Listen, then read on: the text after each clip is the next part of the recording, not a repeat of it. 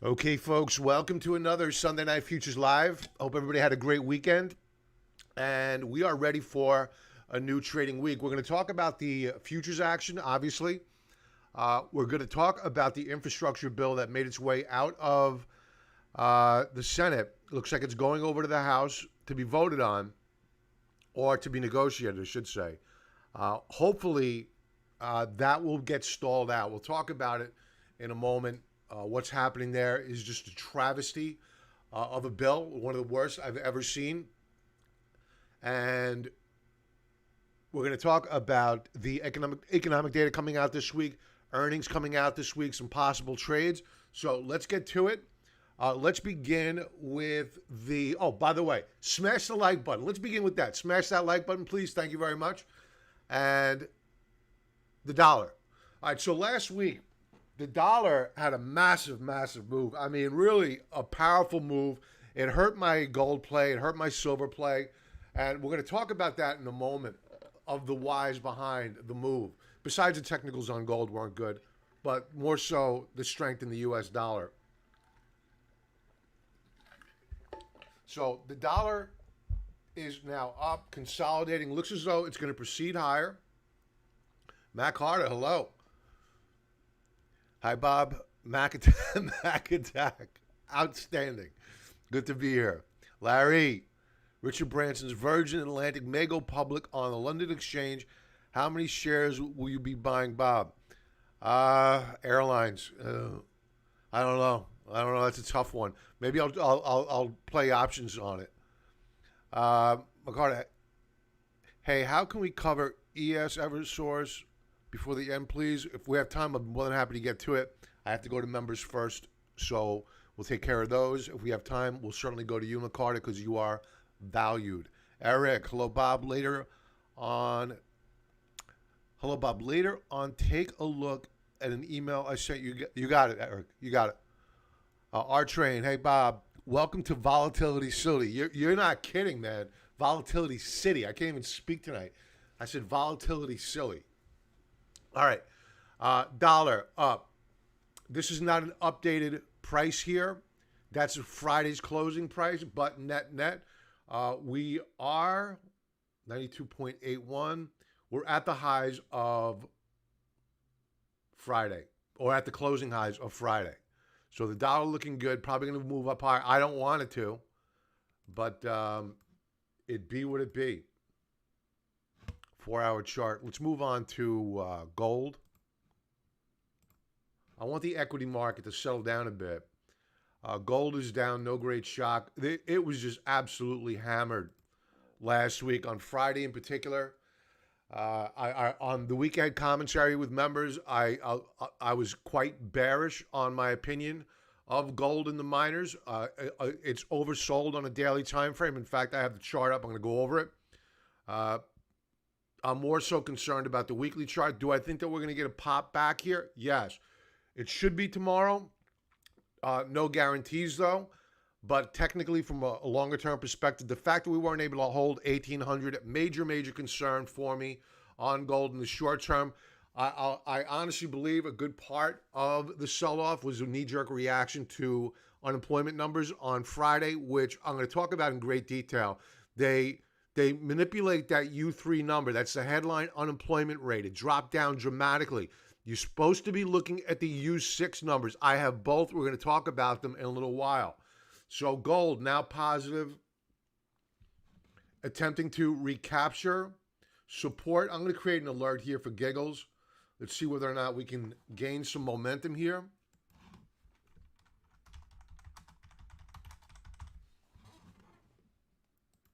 And we're good to go.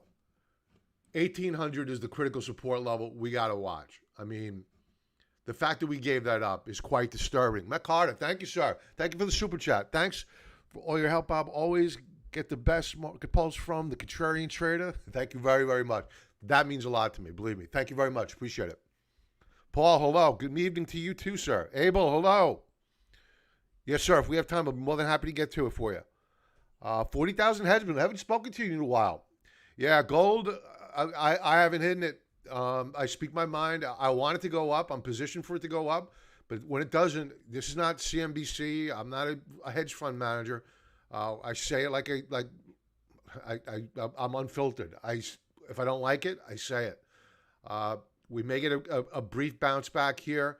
We're going to need to create a new support levels, retest, and we'll see what happens. Very disappointing price action on gold. Same deal with silver. Silver, which is down yet again.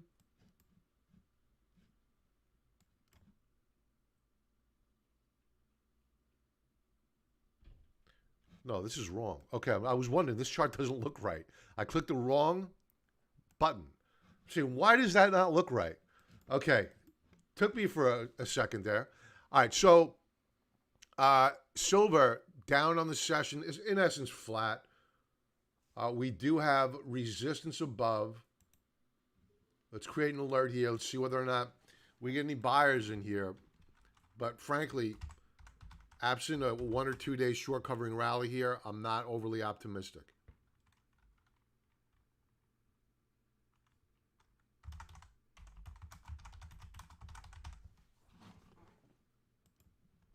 Okay. Let's go to bond yields, or bond prices, I should say, bond prices. And you saw a lot of weakness on Friday in bonds, sending yields up higher. And I mentioned this last week. Look for higher highs on bond yields. We're probably going to break out. We did that on Friday. So while tech can still move up higher with yields, if you see 1.5, 1.6 on the 10-year yield, even though that's still negative yielding, it's going to be hard for tech to continue to press up higher, and for that matter, growth. You're going to see the cyclical names, the value names come back to life. They did well on Friday. So a little bit of a bid here on the 10-year bond. That means a little bit of pressure on yields. Let's go to equities. The S&P down slightly.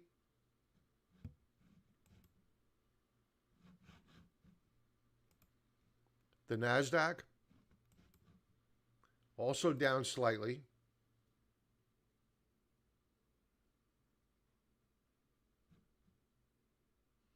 No major volume here at all, no volatility. Let's go to the Russell.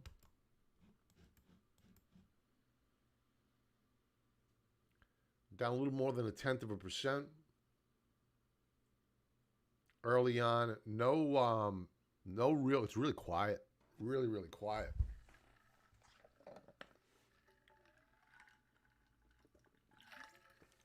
I think the read is that in all probability, we're going to move up higher here. There's really no sell side pressure here. There's no conviction to the downside.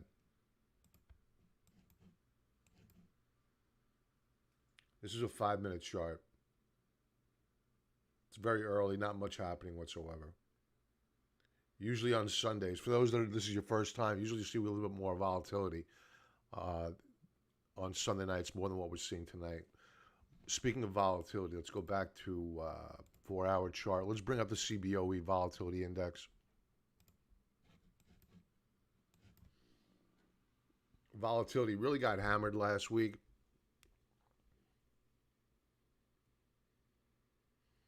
We're probably going to defend the lows of last week. We're being bid now up a little over 0.75 of a percentage point.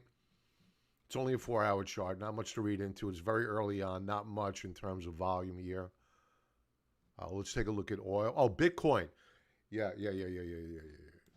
Bitcoin surprisingly is now up. It was down earlier. It is now up. I'm wondering if there was a change to the infrastructure bill, because they put some, if you're a crypto trader, they put some real nefarious stuff in this bill. They call it infrastructure. You would think roads, bridges, build out of broadband, whatnot, all good stuff. You want that stuff. The devil's in the details. 2,700 pages, folks. Devil's in the details. Let's go to oil. Oil down again. You know, for an economy that's creating all these jobs and we're going to go to that in a moment. You would think that oil would be bad along with the energy stocks. Nah. So oil under a lot of pressure here. Last week as well.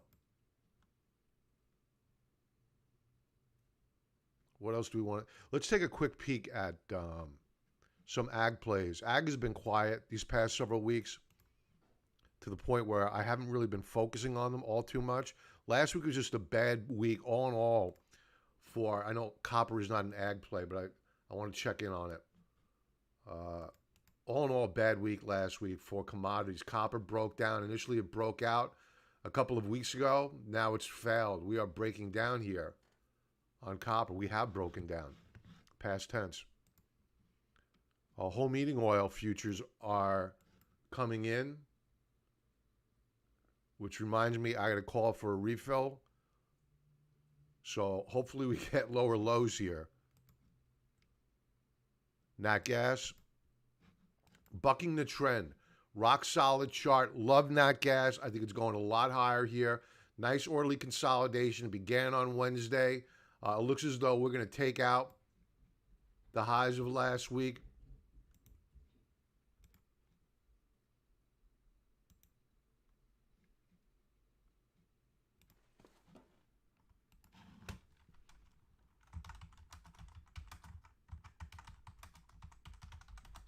New weekly high. Just want to get reminded of it. Loving nat gas. Our favorite play here is Boyle leveraged ETF, putting you long of nat gas. All right, now to the ag plays. Wheat. Woof. Oh my God. Somebody went bankrupt. Wow. Wow. This is a 3 standard deviation move here. I mean, this is madness. Down 6.82% tonight alone. Wow.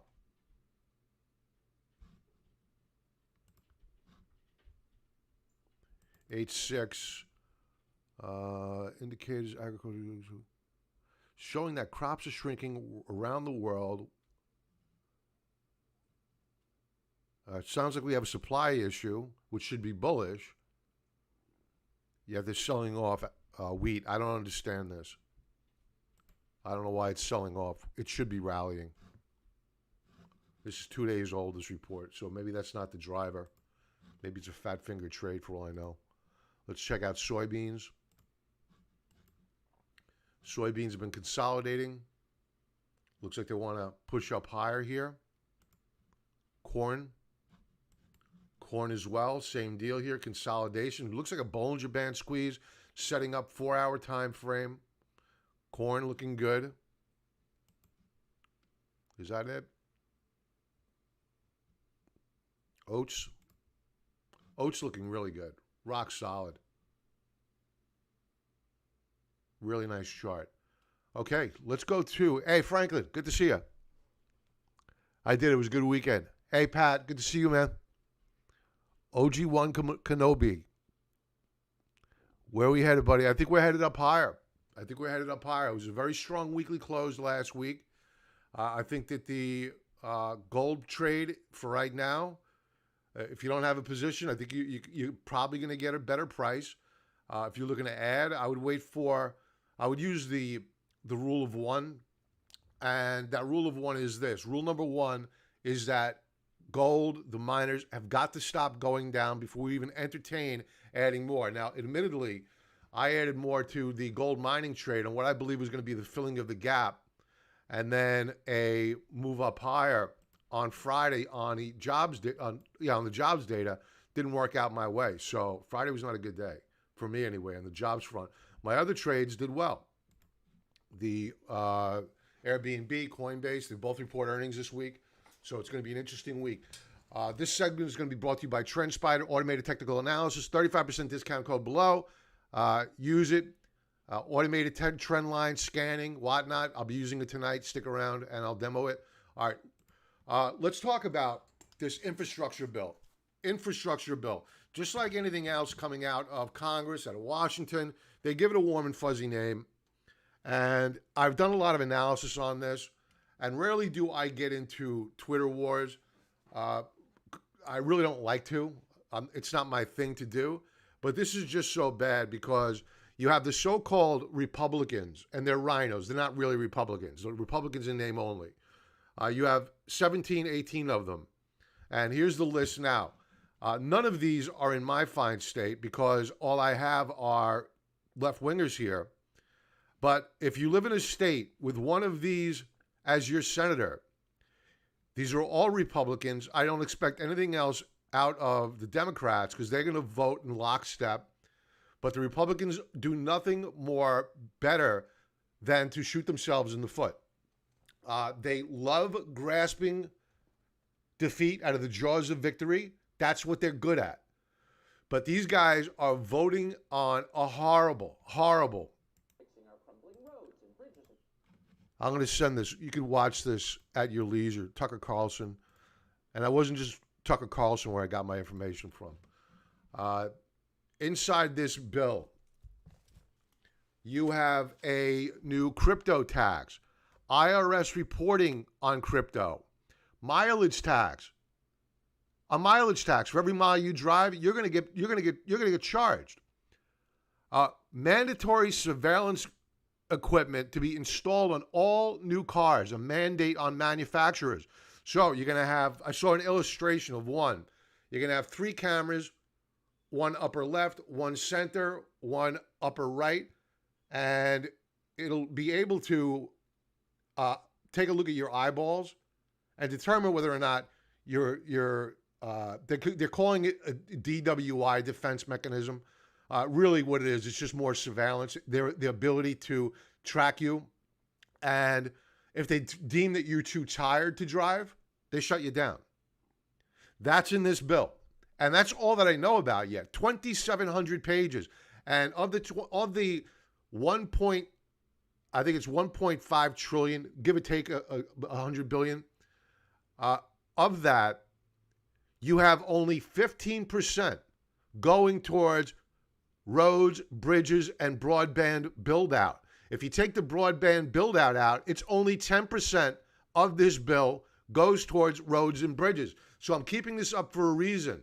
If you have any one of these senators in your state that represents you, call them. Let them know that you are watching. They need to vote no. This is just a horrible, horrible bill. Normally, I don't talk about this stuff, but man, this is just real Orwellian stuff. So beware, folks. Beware what's in this bill.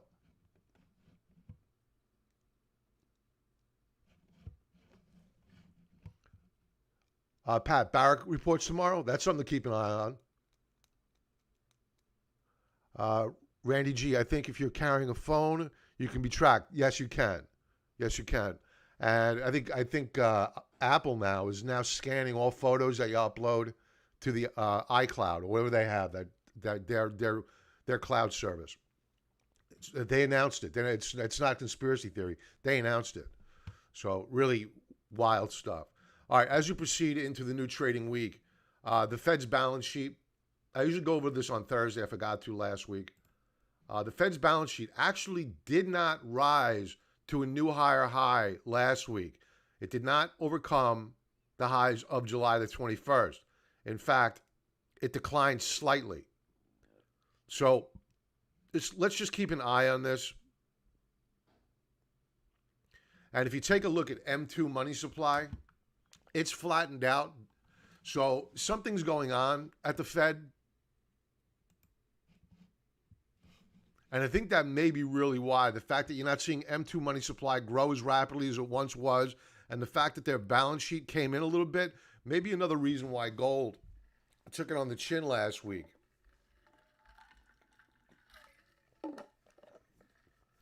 The Buffett indicator. We go into the week yet again, week after week, strongly overvalued. We remain at 2.9 standard deviations beyond the historical average. I don't know why that's not rising. We should be up beyond 3. I think we broke. I think we broke the Buffett indicator because we've been stuck at 2.9 on the standard deviations beyond a historical move for a while now, several weeks now. despite the fact we're putting in new all-time highs. So, shocking how far beyond the historical trend line that we are. This will not end well. What's going to end it? I don't know. I don't know. Right now, maybe the Fed, an interpretation of that they're going to taper. The Shiller PE ratio, yet again, another week, second highest relative to the prior high back in 2000. The Shiller PE going into the new trading week, 38.54. Extremely overvalued. Earnings this week.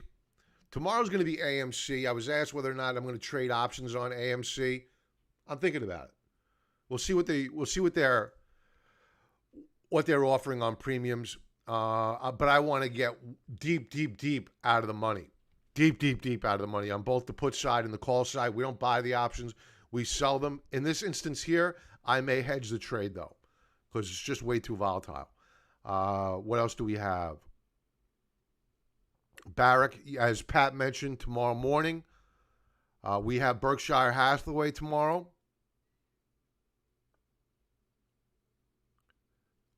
Coinbase on Tuesday. We own Coinbase. I'll probably be doing an earnings options trade, opening up a strangle. Again, we're not buying the options. We're selling premium, taking advantage of the unsustainable fat implied volatility that we get paid. NEO on Wednesday.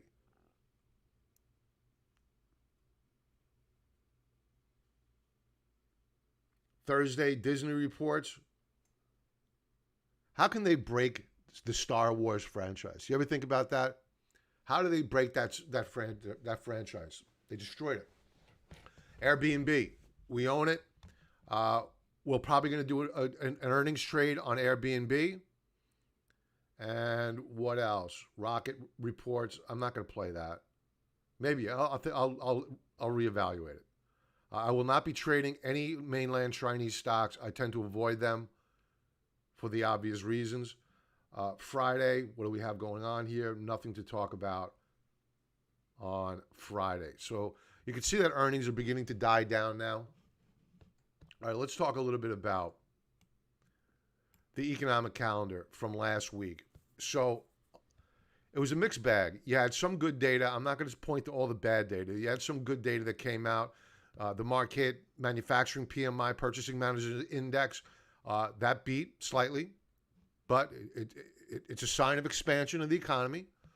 The ISM Manufacturing Index missed. Construction spending missed. Tuesday, factory orders beat. That's a good sign. What else do we have?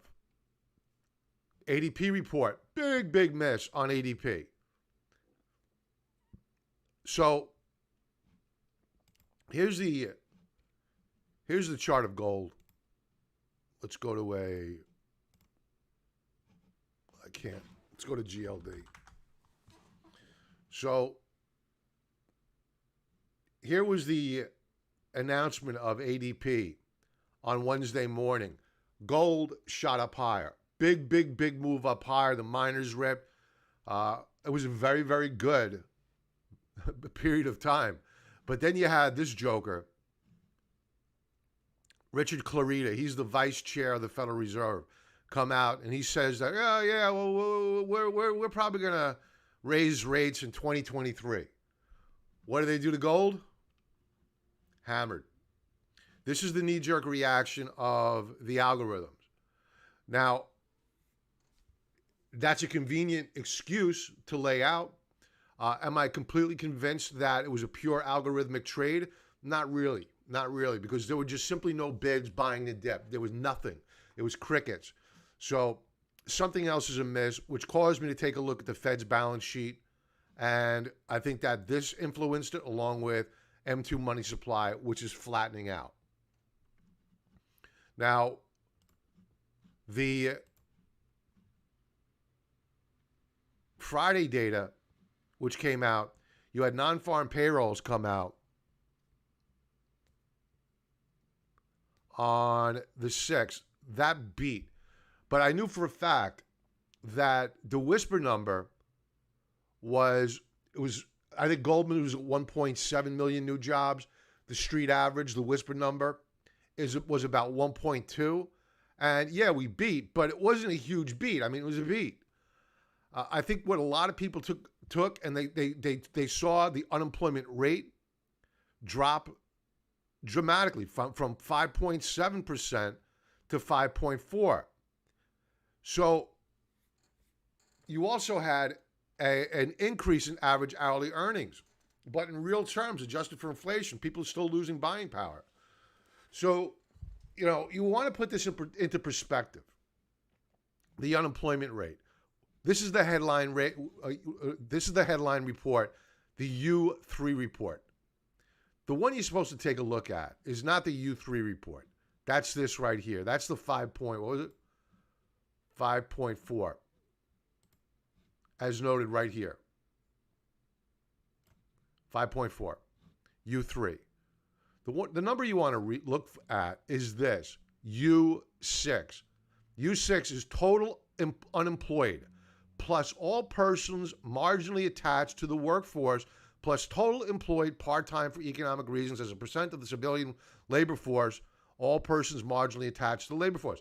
This is a more encompassing view of the real labor force. Real unemployment is actually 9.2%. So this headline number is very, very deceiving. And this number here, while it's dropping, is still somewhat elevated. So, if you go back to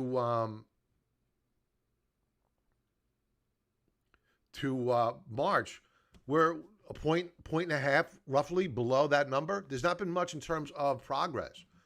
So keep this in mind. U6 data. I'll share this with you. Take a look at it at your leisure. Validate what they're telling you as being accurate. Let's take some comments here. Mileage tax is to help the government make up for losses from gas tax that will go into decline from electric vehicles. Good point. No more people at the pump, less tax revenues. Yeah. The funny part is that they claim to want to help the poor and the middle class, but it's exactly who they're going to hurt the most. And it's not as if the gas tax is going away. The combustion engine is going to be here for a long time. So you're going to have people paying dual taxes, the mileage tax and the gas tax. I don't know if they did a credit for the EVs. I'm not quite sure. They may have, for all I know. I'm going to plead ignorance on that. Okay. Let's do some chart requests.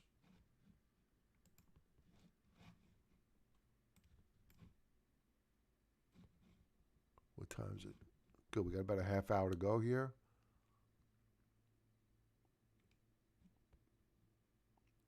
Let's go to McCarter before I get to do him.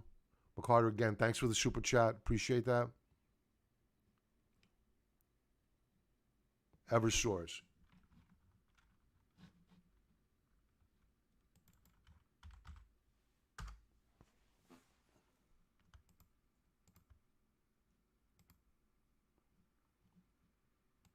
All right. So for those folks not familiar with TrendSpider, automated trend lines. Click of a button. If you're not familiar with how to identify support and resistance levels, you're not comfortable, you're not confident yet, click a button. Boom. There you have it. Monthly chart, Eversource. Very nice looking chart. We have a triangle formation. We have bounced off the lower band. That was last week and the week before. This month, we have I think I said week before. I'm sorry. Last month and the month prior. My apologies. Monthly chart. And so far this month, we have a breakout. We haven't closed yet. We have a lot of trading days left to go before the end of the month. But so far, looking pretty good. Weekly chart. Weekly chart. Here's the breakout.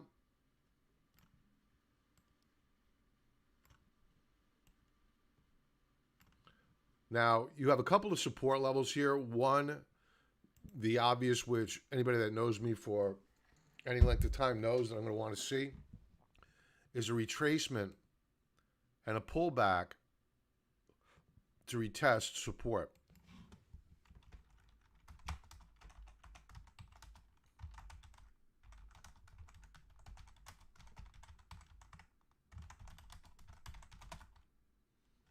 And that's probably not going to happen until next month. But this is a weekly time frame. You can certainly look for it on a weekly time frame as well. We're going to keep this active.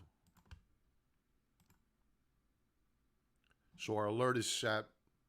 Now, another way to trade this is for a retest of, let's call it 38.22. That was significant resistance. 3 weeks in a row. And last week we broke through it.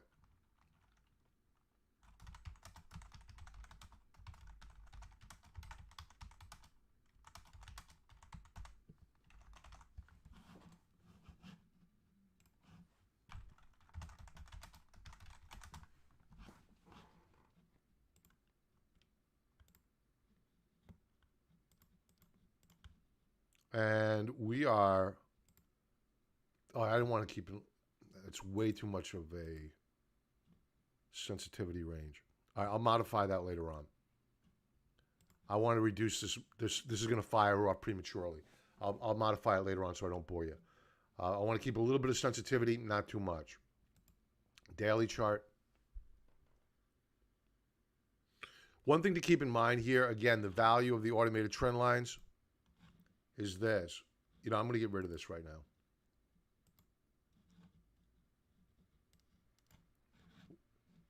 If you're long at current, keep in mind that Friday we saw a bit of a reversal day, and we did hold support, to be fair. But keep in mind why we saw a reversal bar. What's going on? Let's bring up the automated trend lines. We have resistance immediately above. You know, I'm going to do this. I'm going to create an alert up here. I'm going to keep enough sensitivity to engulf the other resistance level.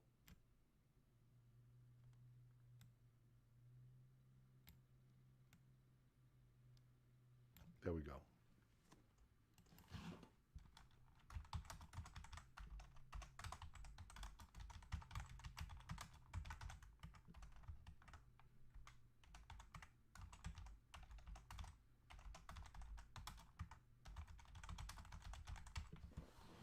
And this is something that you can just keep active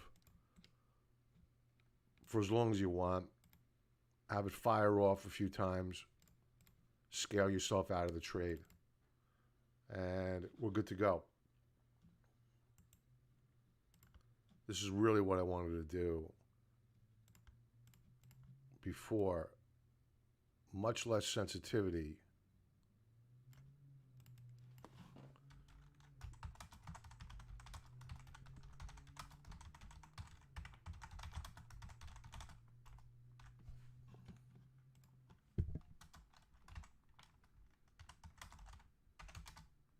Okay. And we're good to go. All right, what else do we have?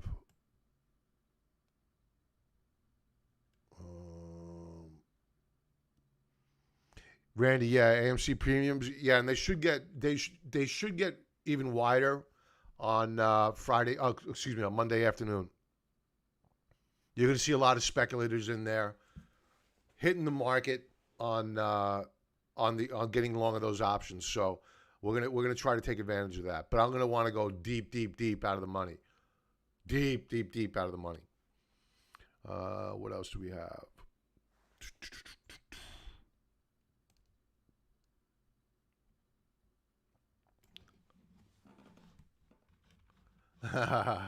McCarter Shy had hood up. Yeah, I was taking a look at it. Let's take a look at Barrick Gold.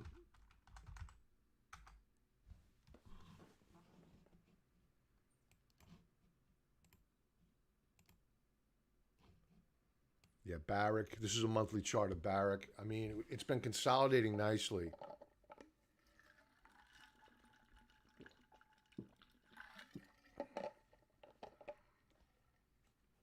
Man,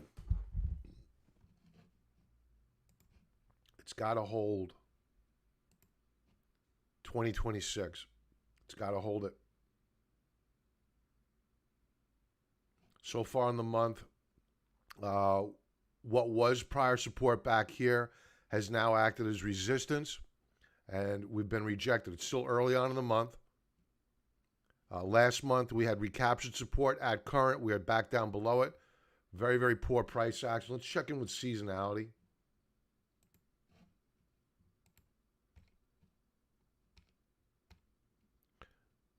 This goes back to 2022, 20 years worth of data. Barrick, seasonally, this is the best month out of the year for Barrick Gold. Up 71% of the time, going back 19 years. Not insignificant. Let's drill down to only a 10-year view. Pretty steady here. August is on par with December as being the best month out of the year to own this stock. So we'll see what tomorrow brings. Again, Barrick Gold reports early tomorrow morning.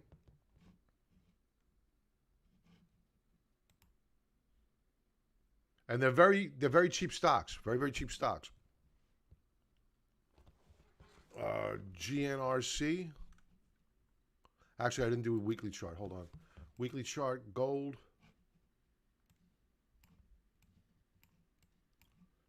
Yeah. They tried to rally it last week. It was rejected. Clarita.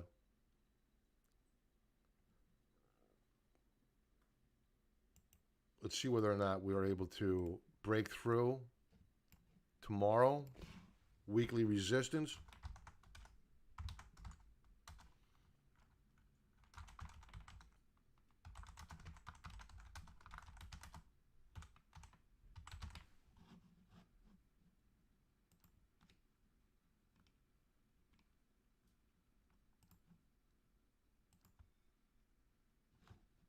Daily chart. Volume last week was very high.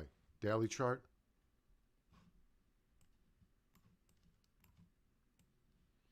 So obviously on Friday, they gapped it down. It reversed off the lows of the day, but still a very bearish day. We got to hold this mark. 20 bucks a share, give or take a dime, got to hold. Let's check in with gold right now.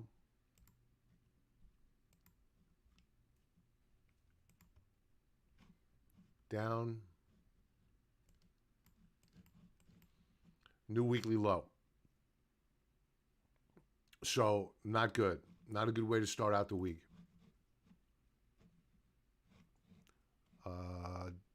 GNRC. Generac. I've been going to their site quite often. I want to get one of their generators, solar powered. Monthly chart, Generac. 2 sequential months, spinning top formation, sign of indecision. Really just digesting gains. Very similar to what they did here. So, yeah, we're down on the month, but still, we're looking pretty good. Weekly chart. Just take note, again, the automated trend lines, take them off, throw them back up. You got resistance above here, and it's rising.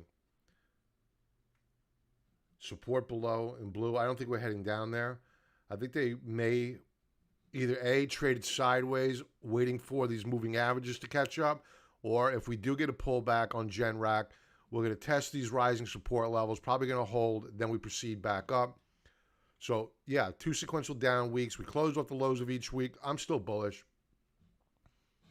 I would like to see volume, if we have another down week, drop off dramatically. Last week was still elevated volume. Friday, good day. It likes, what is this? The 50-period moving average. It bounced right off of it here on the 28th of July. put in a higher low. Now it's breaking out on a daily time frame. Generac looking good. Good looking stock. What else do we have?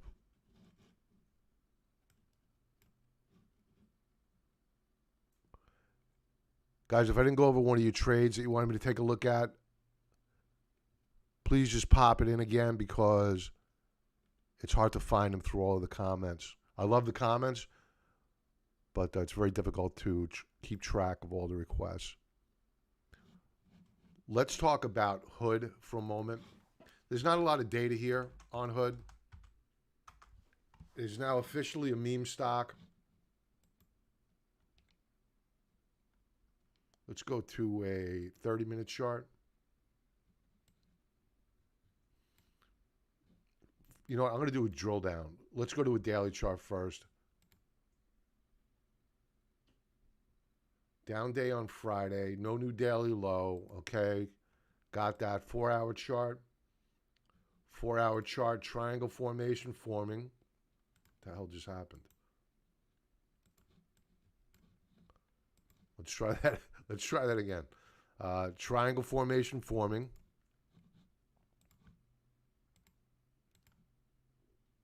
No breakout. 2-hour chart. I think we're breaking out.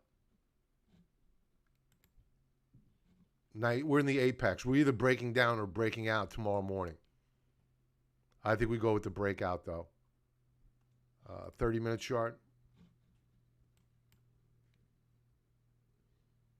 Looks like we're going to get a Bollinger Band squeeze. Bollinger Bands are really tightening up here. I have the Keltner bands up here as well.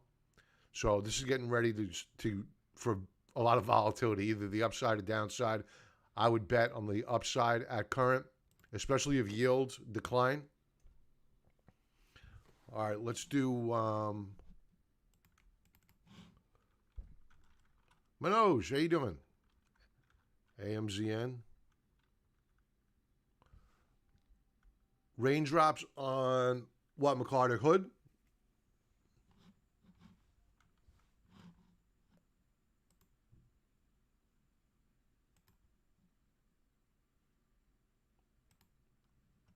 Let's go to the daily chart, raindrops.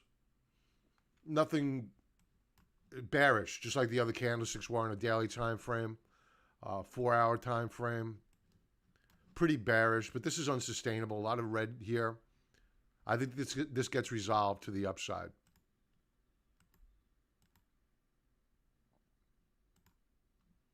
All right, Amazon.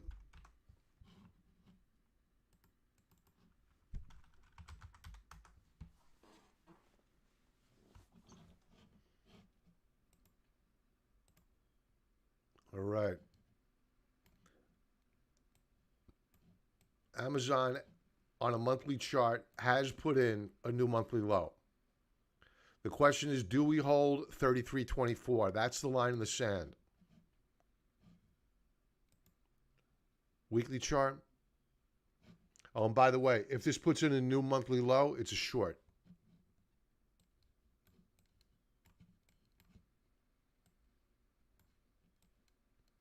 We'll come down here to around 3,100. We have a double top. Here's the lower high. And we also have a break to a new lower low. So the path of least resistance for Amazon is no longer to the upside. It's to the downside. So expect rallies to get sold, much as what you saw last week. They rallied it, and it closed down on the week. Daily chart.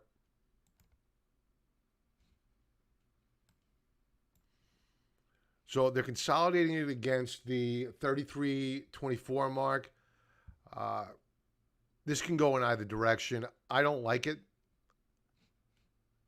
I think that any rally up and into these resistance levels at around 3,400, they're going to get sold into. So I'm not bullish on Amazon. In fact, on Friday, we broke down. So I would expect more weakness here on Amazon shares. UNG, natural gas.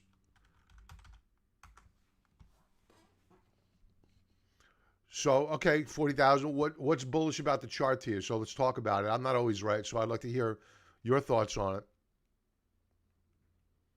On Amazon, yeah, you could do call premiums easily. It's best if you wait for a day where the implied volatility is very high relative to its moving average over the past 52 weeks. Use your here's what I use. I have a couple of tools I use.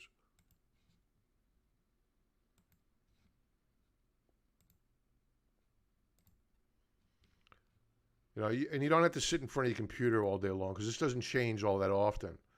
So you can see that your IV percentile. This is, you want to look for trades that are trading above 50% of their IV percentile over the past 52 weeks. So you can see that names like Berkshire Hathaway, they're reporting tomorrow, I believe. They're elevated. The IV percentile is up at 60, nearly 65. Hewlett Packard, I don't know why I believe they're already, they have earnings on the 26th. That's why. All right, so they're already bidding up the options for Hewlett Packard. Target, same deal. Akamai is an interesting play. So I would wait for Amazon to join this list of stocks. I don't see it on here anywhere. Before I traded those options. And if you do it, I would use a strangle. I wouldn't be directional with Amazon. I would use a strangle deep out of the money. Monthly chart. I think it's fine to reference a monthly chart, but if you think about it, well, let's go back to Amazon monthly time frame. We got to remember that we've only had the first week of the month pass by. So really, can we make a strong determination of where this stock is going to go based upon the monthly chart, especially after we put in a lower low versus the prior month? So I'm reluctant to do that. Once we get past the 15th and we're starting to see the light at the end of the tunnel for the month, then I start putting a lot more emphasis on the monthly charts because we're so close to them closing out and becoming historical memory. We're not there yet. So I'm really reluctant to wait for, to use the monthly chart to determine which way the stock is going to go. And that's why I said before, I wouldn't short Amazon right now. But if we put in a new monthly low, I would short it because the market's sending you a signal that it's weak and it's going to get weaker. And the weekly charts are already telling you that. They are past history now. We've already put in a lower high and broken to new lower lows. Is there a guarantee that we're going to break a monthly support level? There are no guarantees except that the market opens and it closes. That's it. So maybe we'll just spend the next 6 months consolidating sideways for all I know. What do I know, right? Well, all we do is adopt the rules-based approach. If this, then that. If we hit a new monthly low, well, we'll short Amazon. If we hold support and you begin to see breakouts on a weekly and a daily time frame, well, then maybe we want to get long of it. Well, we already have a small position. We bought the dip. But I'm not looking to build on that position. I'm kind of nervous about the trade. So I'm not looking to add more here.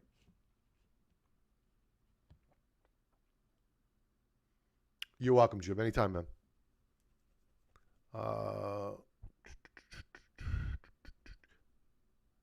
Jim, on those call premiums, I like to go out a little over a one standard deviation when there's no news event. I want to go way out beyond the one standard deviation move if there is a news event that could be considered a binary event, like earnings, something along those lines. UNG.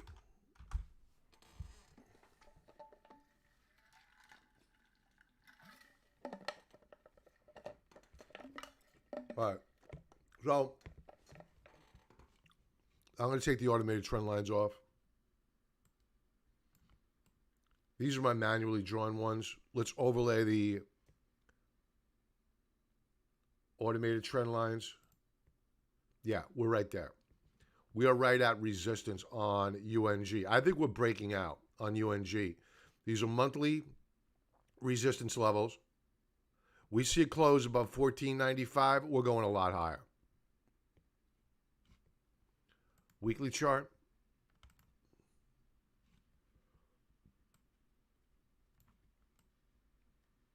And what I'm going to do here is I'm going to overlay on the weekly chart those monthly resistance levels, and they're probably going to be in the same area as the weekly resistance.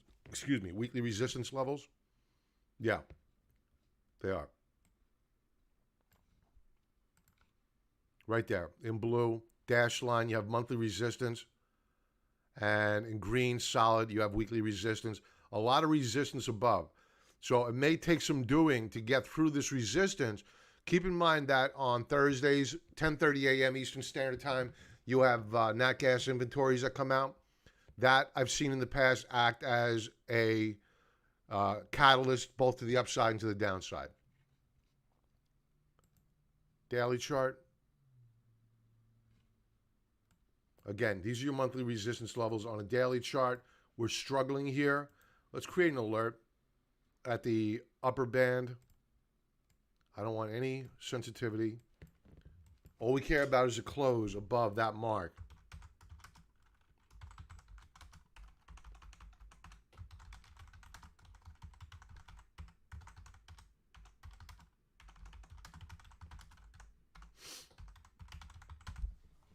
Okay.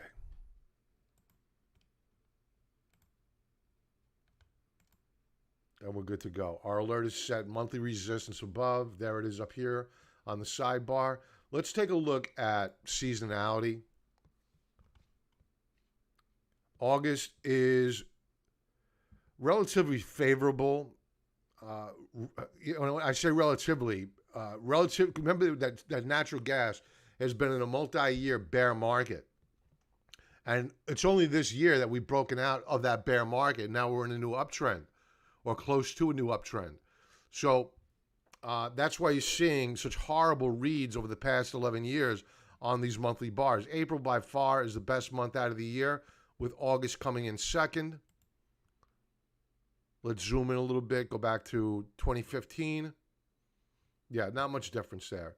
August, second most favorable month out of the year. So seasonality favors longs.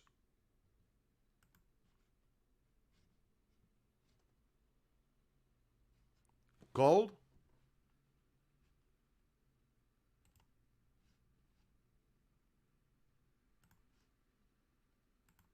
Oh my Christ.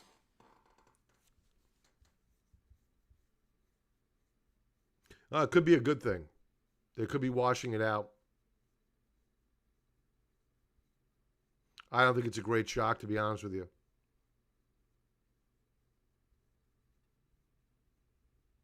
This is probably going to be the route.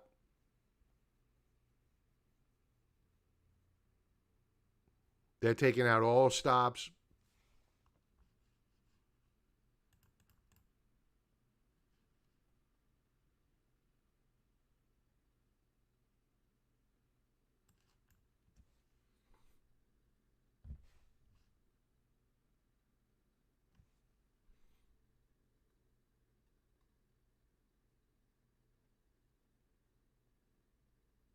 Street sniffing out taper.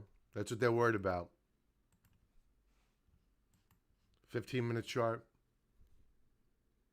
We're trading down below the third standard deviation Bollinger Band on a 4-hour chart. On a 15-minute chart, there's some buyers coming in now, volume rising.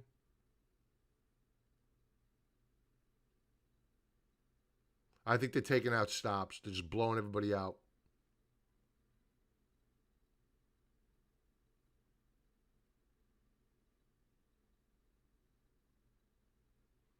Down 1.63%.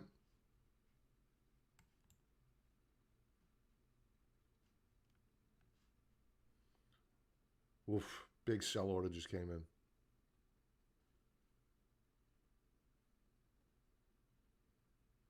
RSI is roughly at 11 on a 15-minute chart. We're going to bounce here soon. RSI is now flatlined on a 5-minute chart.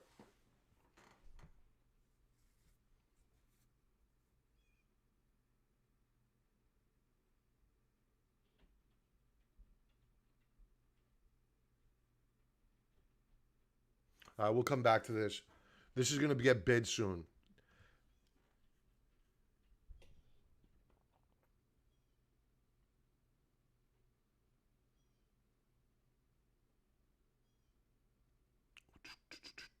Boy, oh boy, oh boy, oh boy. They're hammering it.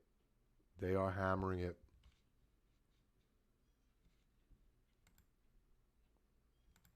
No news.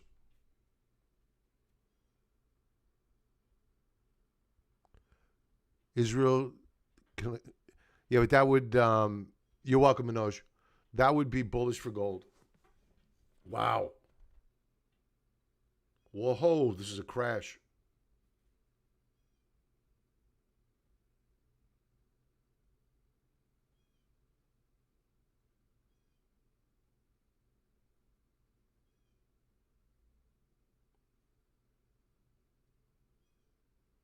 Wow.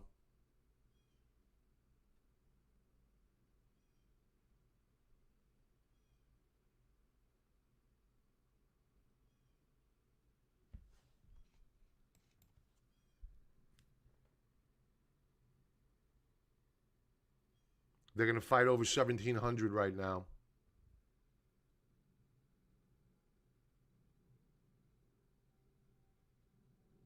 Amazing volatility here.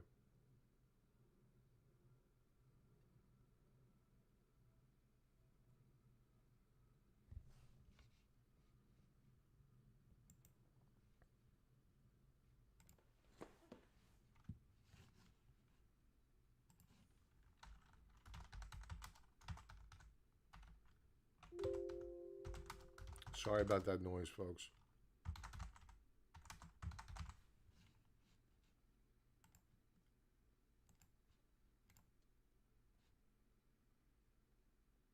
Okay. Let's create an alert here. I'm looking for a reversal bar. I get the sneaky suspicion that they're wiping out a lot of stops.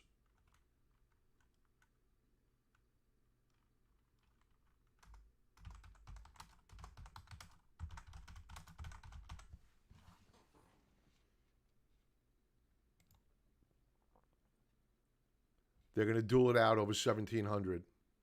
Bulls have to hold 1,700. If they close out the session down below 1,700, we're going a lot lower on gold.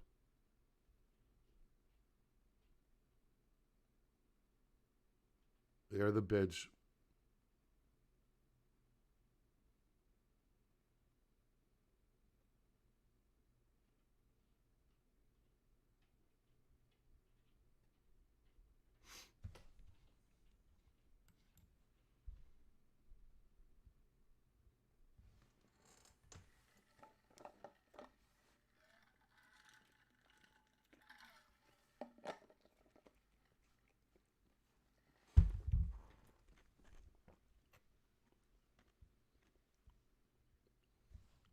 How much time do we have in this bar? It's 7 o'clock now. New 5-minute bar just opened up.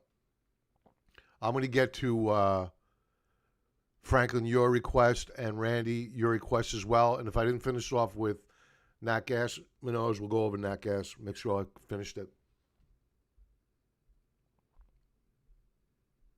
All right, so our alert is set at 1677. We break that mark. It's going to be a horrible day for gold longs tomorrow.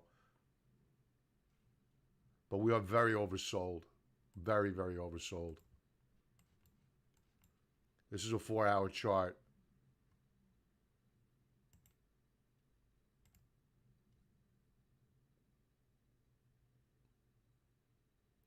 RSI is at about 11 on a 4-hour chart. It's nuts.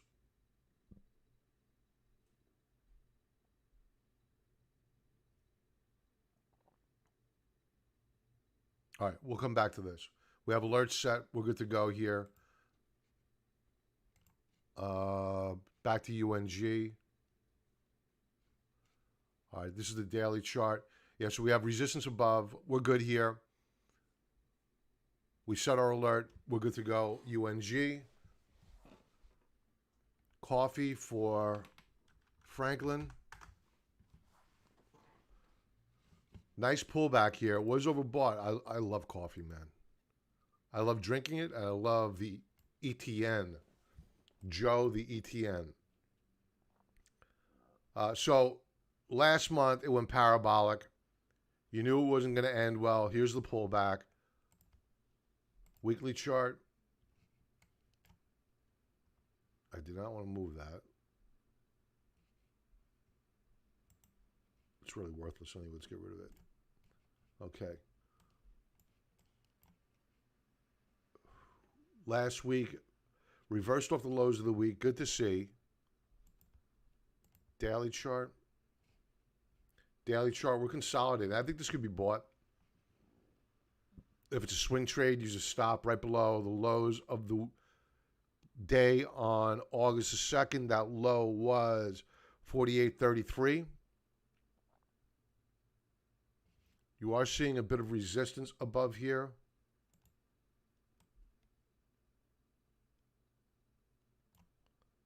At around $50 a share.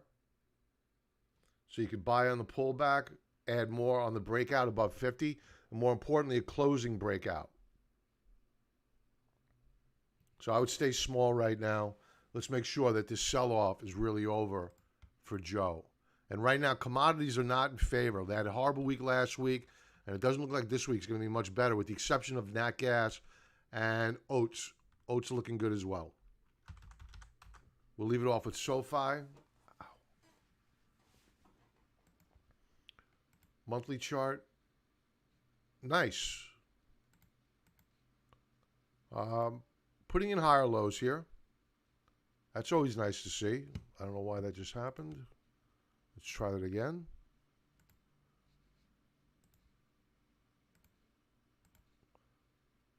An ever tightening triangle formation. Weekly chart. We broke out last week. I think we did. Yeah, we did. We broke out last week above this volume shelf.